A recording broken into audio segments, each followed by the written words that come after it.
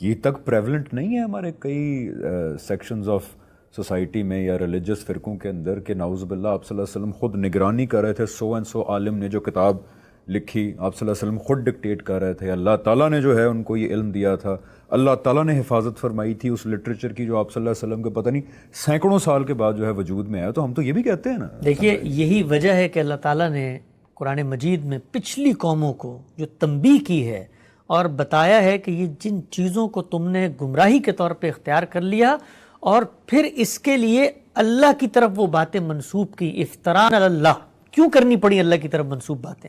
اس لیے کہ اگر آپ اپنے خیال سے کوئی دین پیدا کریں گے تو پھر لازماً آپ کو اس کی سند اللہ سے ملانی پڑے گی.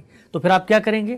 جھوٹ بولیں گے، قصے گڑھیں گے، فضائل کی باتیں کریں گے، فلاں صاحب کو خواب میں یہ آتے ہیں، فلاں کے ساتھ تو دنیا میں یہ معاملہ ہوا، فلاں کے ساتھ تو یہ معجزہ دکھایا گیا. یہ کرنے کی ضرورت کیوں پیدا ہوتی ہے؟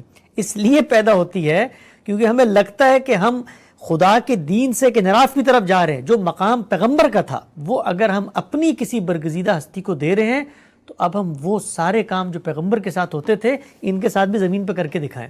ہم یہ بتائیں کہ دیکھو خدا کی مائیت کا ظہور ہوتا ہے ان کے ساتھ، خدا اترتا ہے روزانہ ان کے ساتھ گفتگو ہوتی ہے، کمروں میں آتا ہے. اور یہ جو روزانہ آپ سنتے ہیں، آپ جائیے یوٹیوب کے اوپر مذہب کے نام پر جو آپ کو قصے سنائے جا رہے ہوتے ہیں، فلاں بزرگ نکلے تو خانہ کعبہ ان کے پیچھے نکل گیا، فلاں نے اشارہ کیا تو مرغی کے اندر جان آ گئی، فلاں نے یہ کیا تو یہ ہو گیا، فلاں کا دھوبی یہ کرے گا وہ کرے گا.